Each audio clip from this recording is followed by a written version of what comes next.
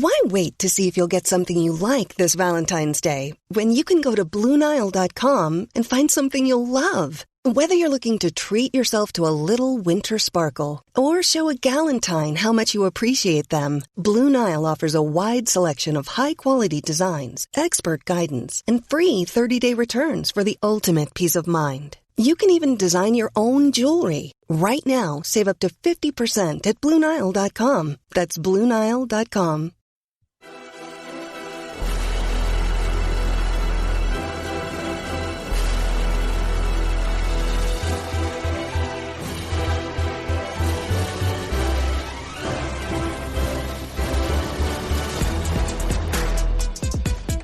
American soccer fans, welcome to episode 91 of the Stars and Stripes FC podcast. Donald Wine here, manager of Stars and Stripes FC, your source for all things U.S. national teams, the players that comprise them, and everything else surrounding the game of soccer in America.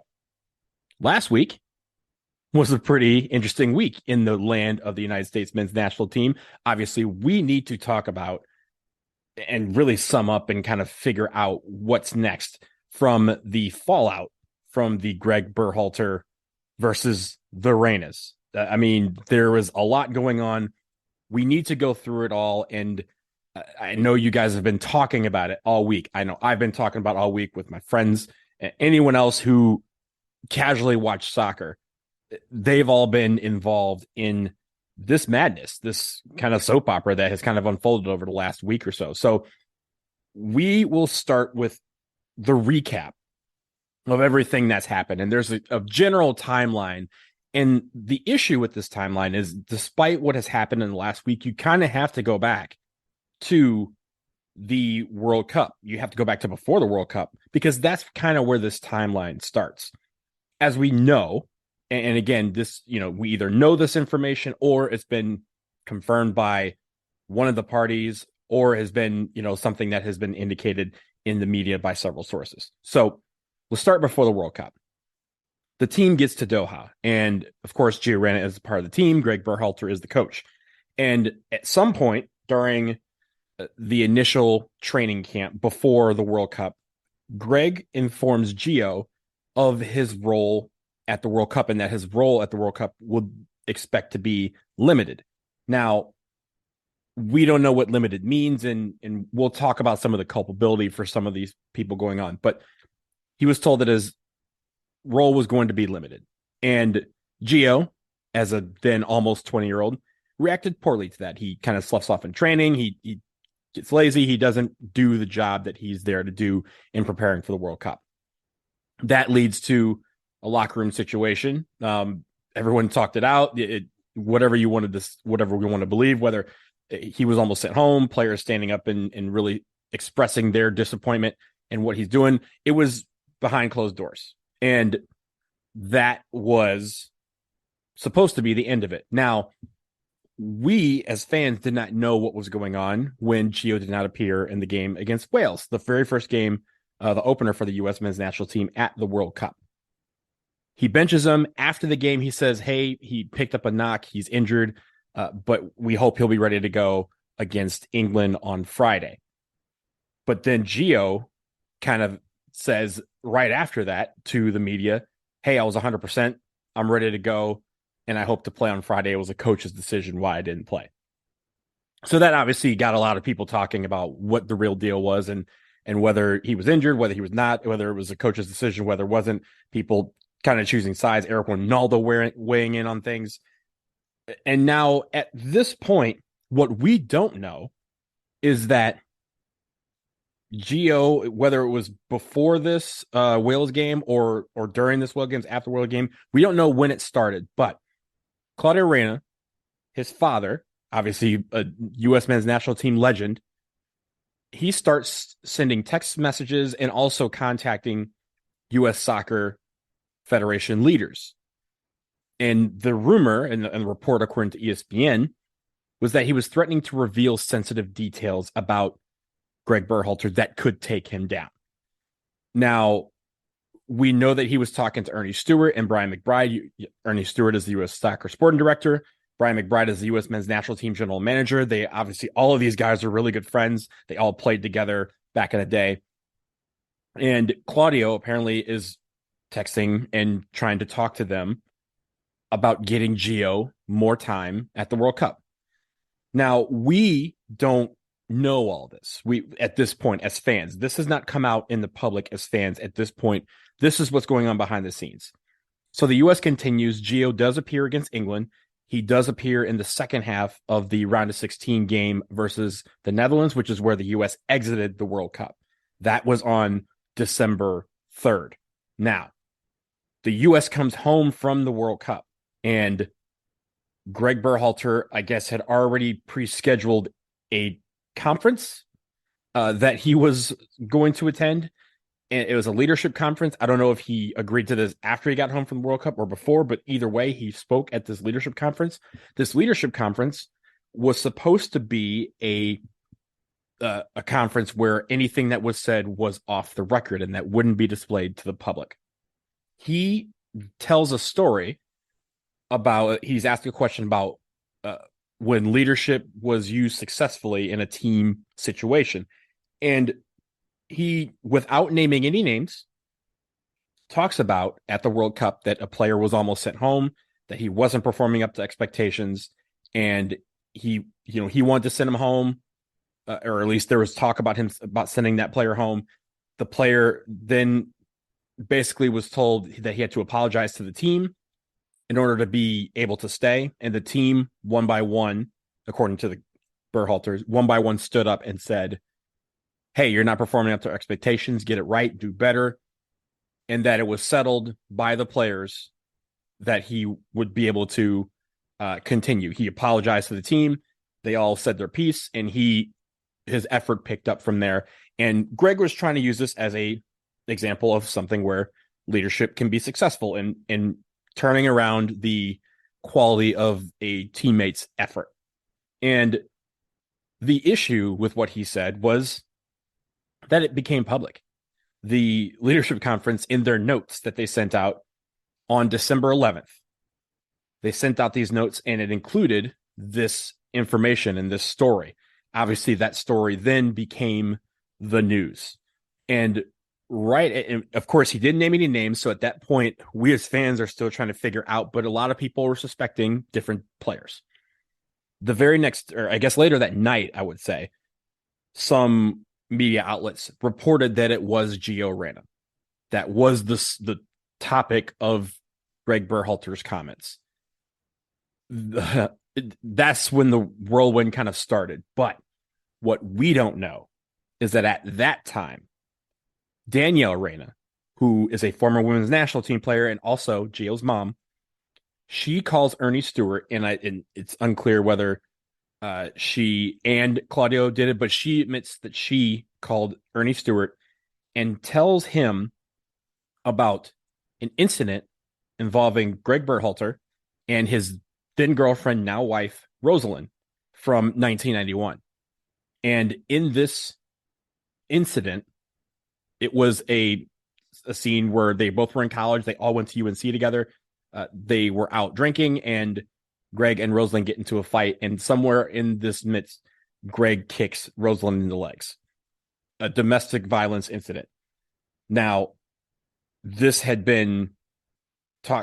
not been disclosed, at least at this point, to U.S. Soccer until Danielle Reyna calls Ernie Stewart on December 11th.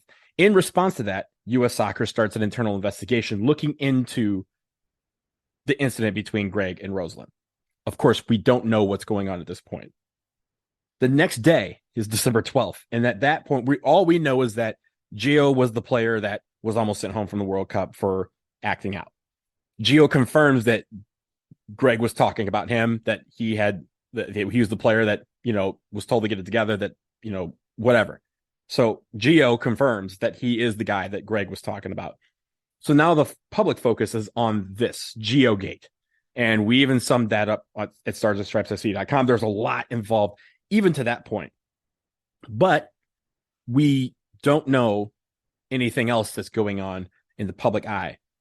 We go through Christmas, we get to New Year, and on December 31st at 11:59 p.m., Gregg Berhalter's contract with U.S. Soccer officially expired.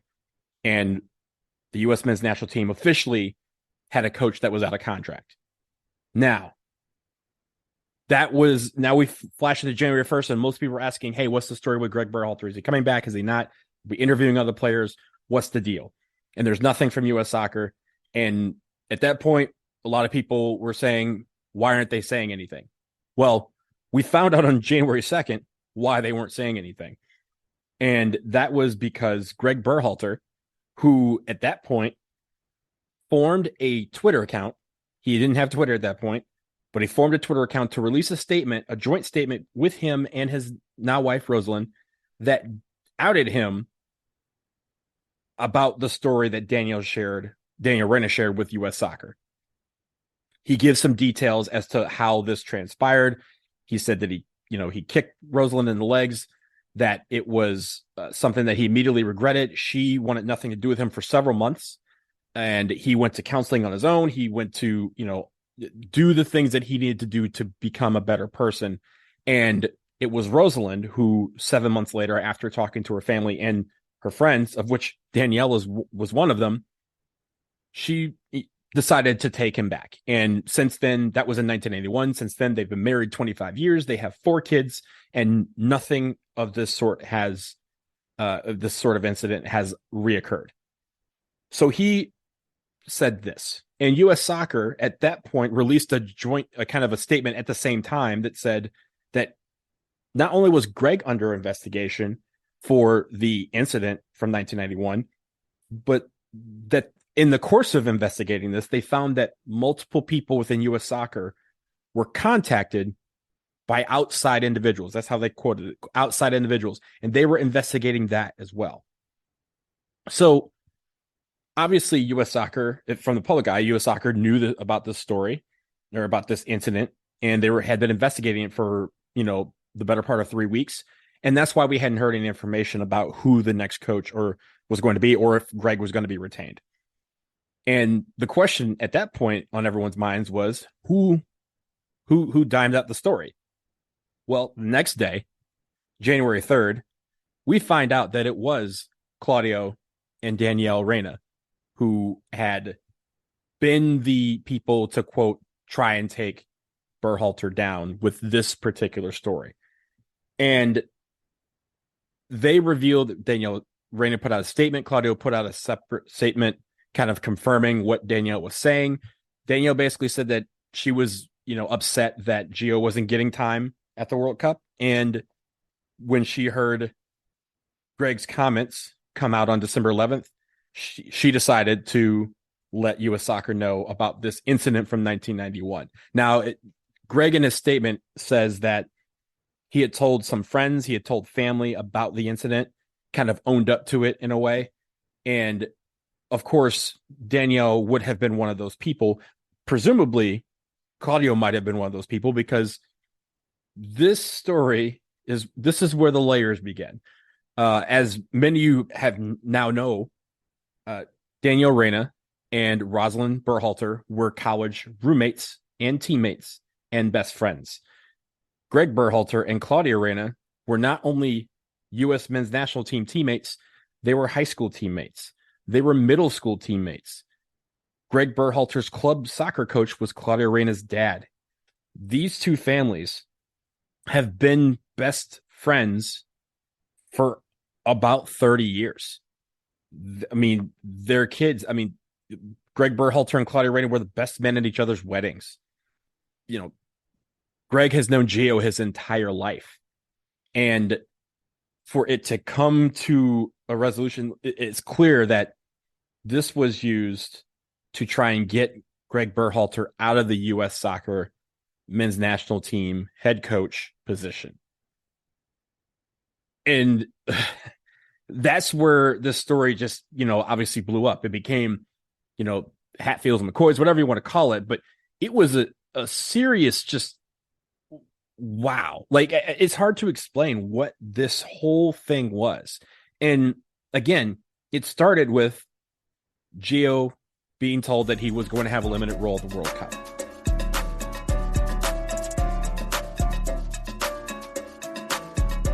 Now, I want to get to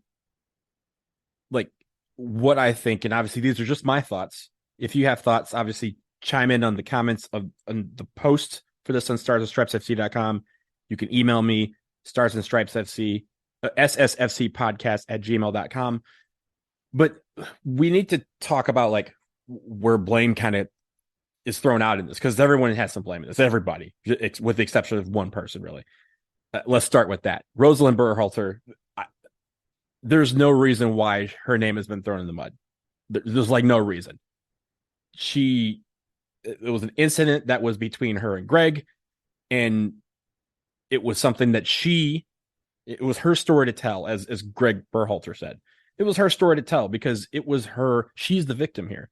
And her presumed best friend is the one that brought this incident that she was, either trying to forget about or at the same time trying to live through. She brought this to light and didn't and took the power away from Rosalind to tell that story if she wanted to tell it. Is very unfortunate that she has been dragged into this. And I mean, I really feel for her because she's been put on Front Street essentially because some people don't like her husband being the head coach of a national team. That's pretty bad. That sucks. And I think lost in all this is that a domestic violence incident happened. Rosalind Berhalter was the victim of it. And now she has to relive it over and over and over because someone decided to bring it into the public. And I think it's just sad. It's unfortunate. And I really feel bad for her. She is the one person of anybody in this whole situation that really did nothing wrong and is now being punished for being a victim. And I think that's just terrible. I think when you talk about Gio, and some people are going to say Gio is probably the person that has the least culpability of everyone involved. And I agree, because everything that happened for him, he was 19 years old. I mean, look, I didn't have it put together when I was 19 years old. Did I feel like I was mature? Absolutely. I felt like I, approached things with a level-headedness. But that's just me. Not everyone does that. And Gio clearly lost his head when he was told that he wasn't going to play the World Cup. And honestly, look, guys, when I was 19, I wasn't playing on a World Cup. So I don't I can't imagine what he was thinking, because as a 19-year-old being selected to represent your nation, you want to do well. You want to do it. I was on an international track team and I wanted to race. I wanted to compete. And when the coach said, hey, we're going to go in a different direction, yeah, I was upset. But that also meant for me, I just kind of said, hey, I'm just going to do the races that they want me to do, and I'm going to excel at those. And maybe the next race we have, he'll pick me instead of whoever. He'll recognize that, hey, I can win with Donald in the lineup. And I think Gio, that's the one thing that he wasn't cognizant of is, hey, sometimes when you're told bad news in your mind, you can react poorly, and he did. He admittedly reacted poorly, but you can also use it as a learning experience. You can say, hey, look, okay, I still need to be ready, because just because he's saying I have a limited role doesn't mean that role can't change. And surely if something happens during the World Cup, someone goes down, we're down a couple goals, and he recognizes that, I can make a difference, and he calls my number, I need to be ready. And I think that's the issue here, is that he could have been still ready, even if he was told that he wasn't going to play. He still needs to get himself ready to play. He still needs to be prepared. Stay ready so you don't have to get ready, and you'll always be ready. That's the mantra of life for me. And I think at the end of the day, his mistakes are forgivable because he's now 20 years old. And again, he can be a guy that can factor into this national team program for the next 15 years. He can be in the next almost 4 World Cups if he really sticks to it and stays healthy. But he can use what happened here at the World Cup as a learning experience. And I think that's something that he's going to do. I believe in Gio Reyna, and I know a lot of you out there do. And some people don't or on the opposite end of the spectrum, they want him to like kind of walk away for a few years. But at the end of the day, he's the one that has the most to improve from this. He can improve. He's got the next 20 years of his life to become more mature, better, react to, the hard stuff better. And next time he has a conversation with a coach about his role and it's not the way he wants it, I think he reacts a little differently. I don't think he reacts the same way that he did in this point. So I'm willing to forgive Gio for this and put it past him. There's other aspects of this that will involve him, and we'll talk about that after the break. But the next thing is you kind of got to put them together. Claudio and Danielle Reyna. Y'all are parents. They can't act like this. They just can't. This is the World Cup. This is the national team. And all of this hoopla stems from the fact that they were upset that their kid was not playing as much as he wanted. And you would have hoped that Claudio would have gone to Gio and said, hey, look, man, at my first World Cup, I didn't play much either. And now I'm revered as one of the top 5 to 10 greatest players that America's ever produced. I featured at 3 more World Cups. I was the captain at 2 of them. Like, he could have used this and said, hey, son, take this as a learning experience, put your head down, keep working, keep grinding. You're going to get there. And I assure you that he's going to call your number and you just need to be ready. He could have done that. Instead, he kind of said, no, my baby's going to play. And Danielle said, my baby's going to play. And they took it out on their best friends. And I think that could have been all avoided. All of this could have been avoided. And I think when it comes to Danielle, why would you bring this up? That's your best friend. Why would you bring this up to tear down her husband, who also presumably is your best friend? That's really messed up. That's really messed up. And this whole situation, clearly these 2 sets of families are no longer friends. Like that, there was some unforgivable stuff that was done here on both sides. But geez, you drummed up something that was 31 years old because you were mad at your best friend's husband. And you took the power away from your best friend, who's, again, it was her power. It was her prerogative to say, yeah, this is something that I want public, or this is something I want to keep private. And this is between me and Greg. And we told you guys because we want you guys to know about what's going on. But your role ends there. And they use that as just bait, revenge. That's, you can't do that. As parents, you can't do that. As people, you can't do that. And both Claudio and Danielle should have been good parents in the sense that they should have not gone to the extremes they did so that their kid can play 20 more minutes at the World Cup. It's the World Cup. Absolutely. And again, I say this as someone who's never played a World Cup. I've attended a couple, but like, I'm never going to play at a World Cup. So I'm never going to understand what it's like to be told you're making the team and also that you're not going to play. But only 11 guys can start.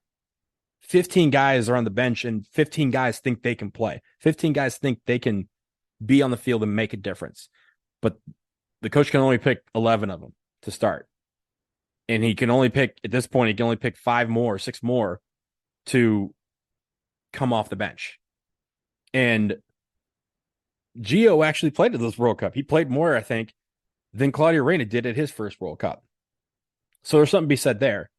But there are some guys that went all the way to Qatar and did not play at all.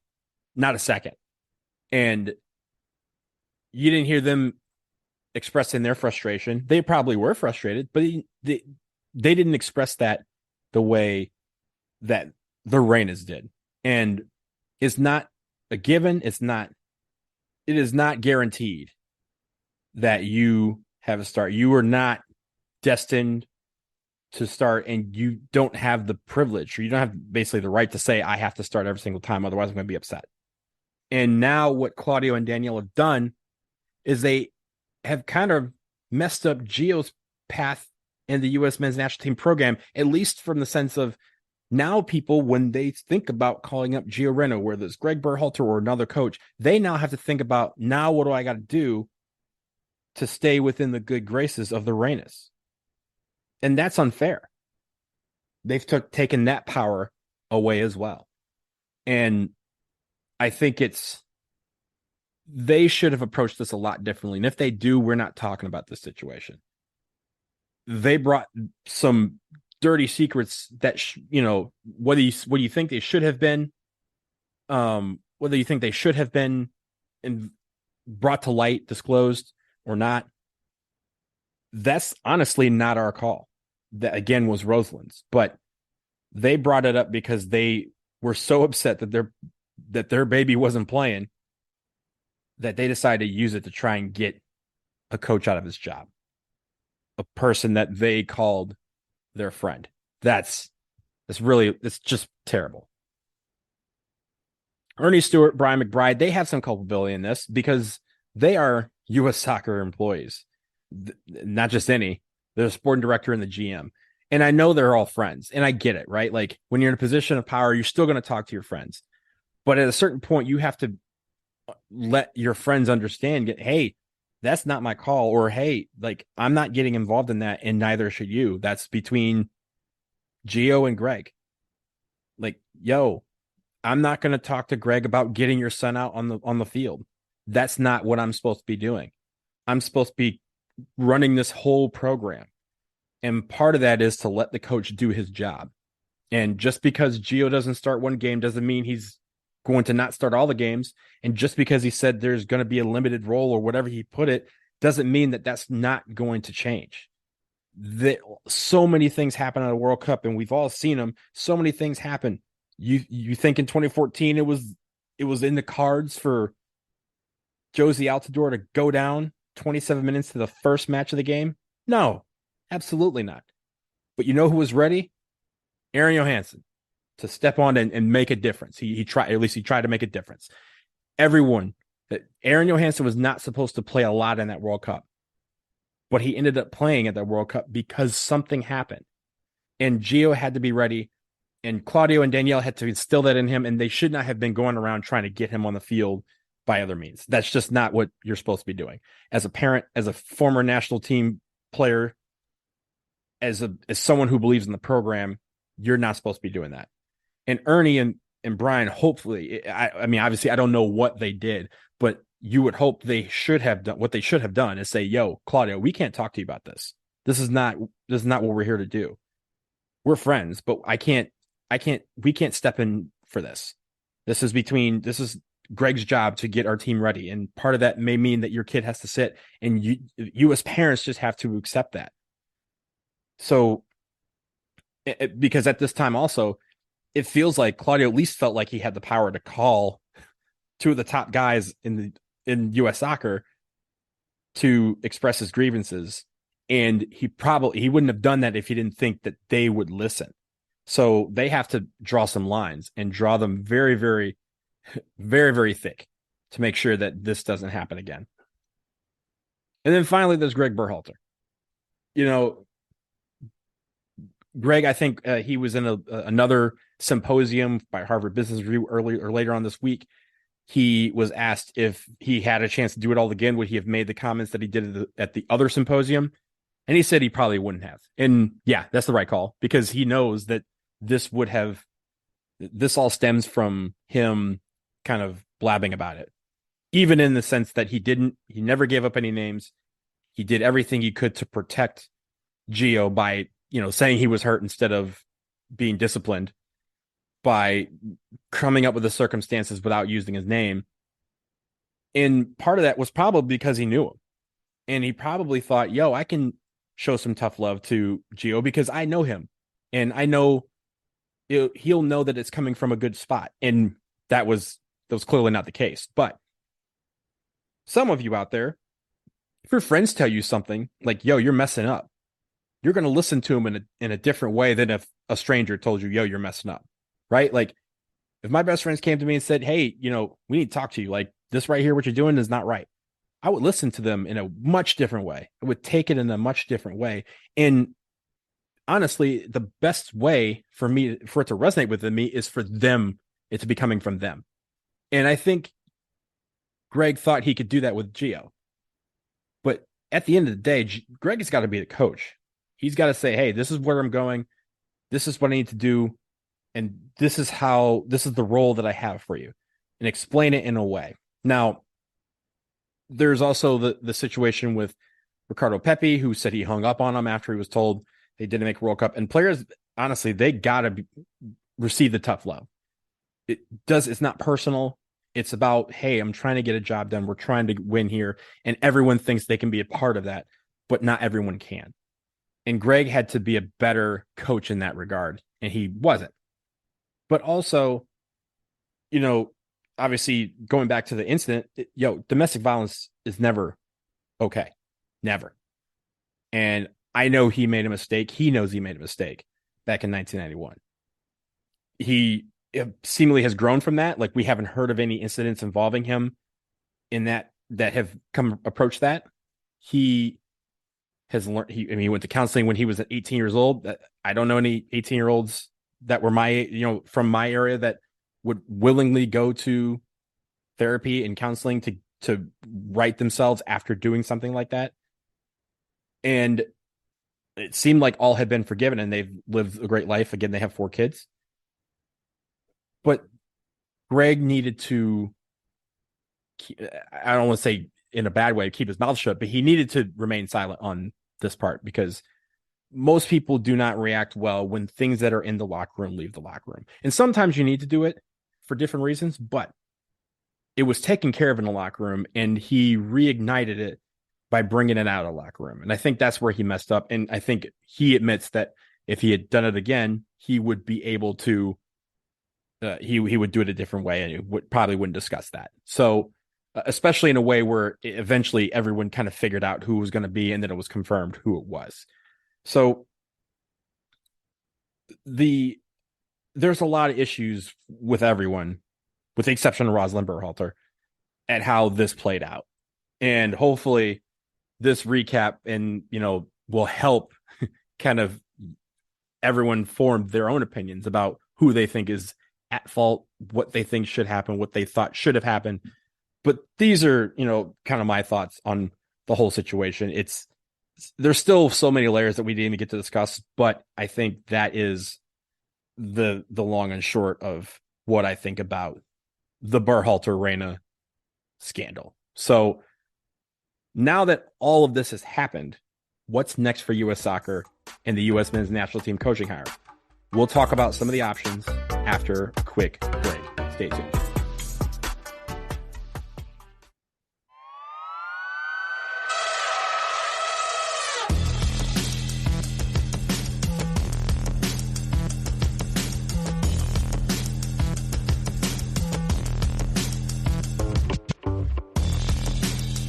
All right, we are back.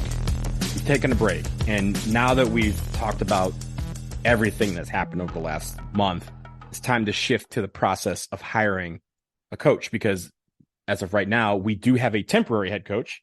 His name is Anthony Hudson, and he will be assuming control of the team for the friendlies against Serbia on the 25th and against Colombia on the 28th.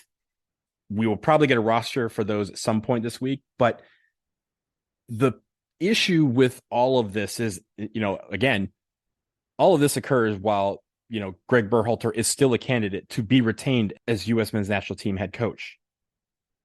He is under investigation.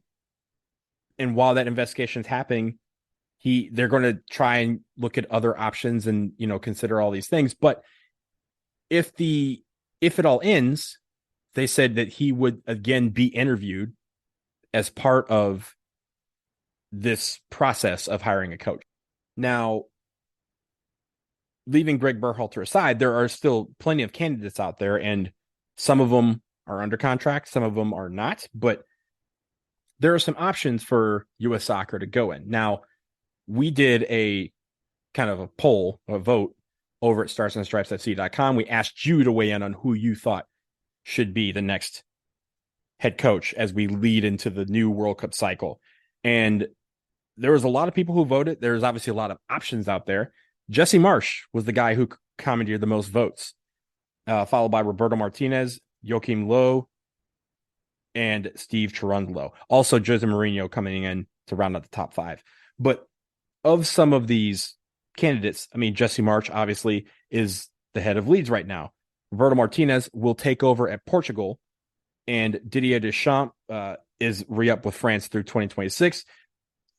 Steve Cherundolo at LAFC, Jose Mourinho at Roma. So there's a lot of guys who are in different positions already, but that doesn't mean that U.S. Soccer, if they want to take over as U.S. Soccer head coach, there's nothing stopping these guys from working out whatever deal they need to get out of their current contracts to come over to U.S. Soccer. So I'm not necessarily worried about that. If they have the guy, they can go get the guy, and they have the cash to do it. But there was one name that was floated around late last week that was interesting.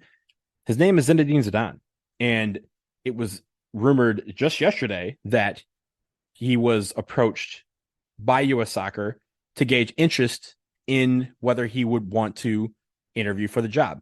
Now, he has basically gone on record saying that his only desire is to coach the France national team. And now that can't be possible, at least through 2026, because they re-signed Didier Deschamps after winning a World Cup and then also getting to the final here in 2022.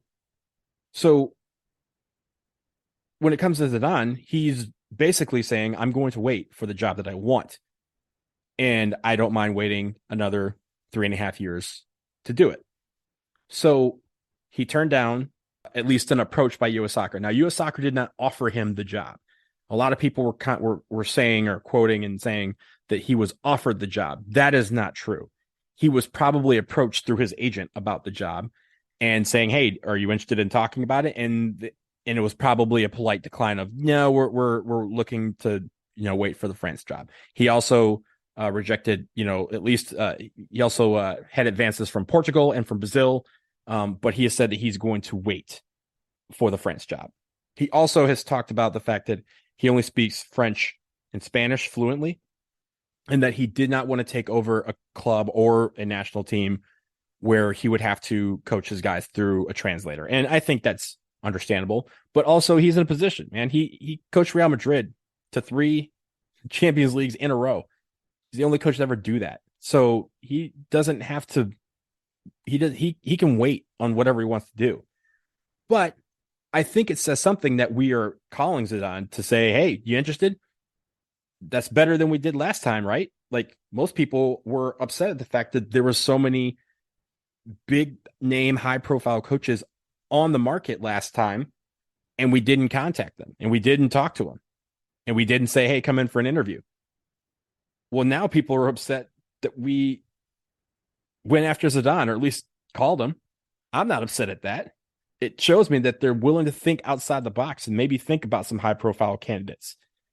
And again, these high profile candidates may not be interested, but you miss 100% of the shots you don't take, Wayne Gretzky, Michael Scott, right? Like, Zidane can't say no if we don't call him. And that's what happened. We called, he said, I'm good where I'm at.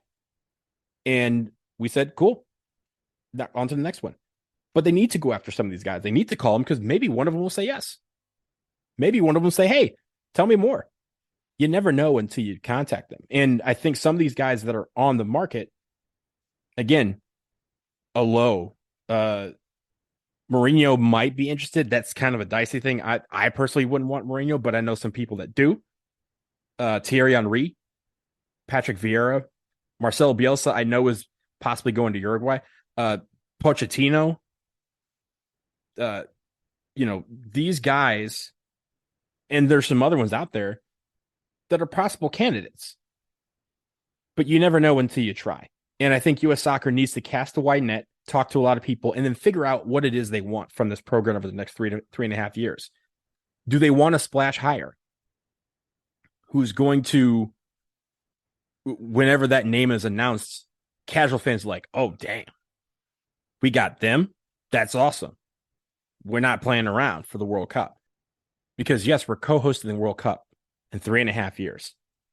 So whatever coach we get, and, Pellegrino Matarazzo is a guy who has European experience. He's an American, also out of contract, so he might be available.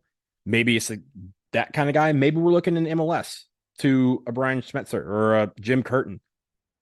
Or maybe they're waiting to see if they can continue with Gregg Berhalter. Now, I think one thing that everyone needs to, all these candidates will have to deal with is the dynamic of the team. And I think most of us thought that during the World Cup, they talked a lot about the camaraderie between the team, and everyone thought that was cool. But that seems to be in peril right now, because what do you do with Gio Reyna? And it's a very valid question. It's unfair in his part that he has to be in the center of this. But if it's Gregg Berhalter that comes back, then does Gio come back to the team while he's there? We've seen guys on other national teams kind of exile themselves because a coach was the coach, and some guys don't come back.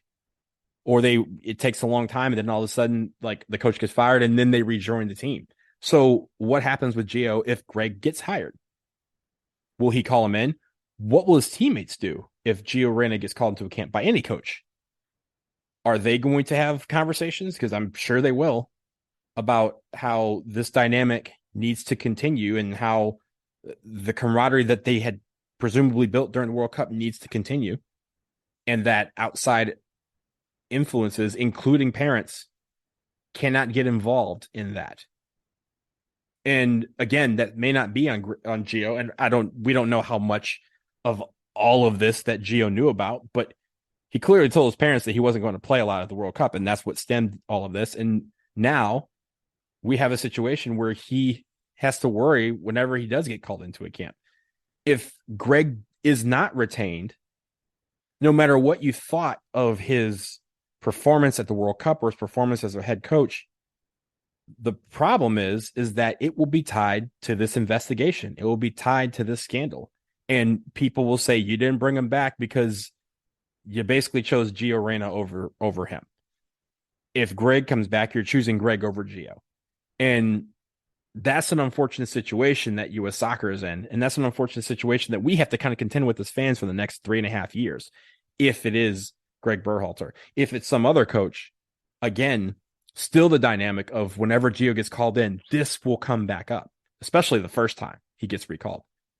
So that kind of throws a monkey wrench into the program when it comes to hiring the next coach, or I guess evaluating the program, if we want to call it that. So it'll be interesting to see what U.S. Soccer does, who they approach, who they talk to, who they bring in for interviews, how this investigation goes about, because it's really important to have a coach in place by the time Nations League resumes in March. That's when we start getting into the competitive part of our schedule for the year. Nations League finals, Gold Cup. We want to have a coach in by that, because we want to start building the program to the specifications of what that particular coach will want for the next 3.5 years, again, as we prepare to host. And these opportunities are going to come quick and fast, and we need to be ready for them. We cannot have a lost year like we did in 2018, where we kind of tried to tread water. We can't do that. We need to be swimming fast. And that means that this coaching search is going to be the most important thing that U.S. Soccer will have on its docket for the next couple of months. So we'll see what happens, but that will do it for episode 91 of the Stars and Stripes FC podcast. Thank you so much for listening. Again, if you have questions about the World Cup saga, topic suggestions, questions about the coach, send them to ssfcpodcast@gmail.com. We will come back at some point later this week, but until then, take care.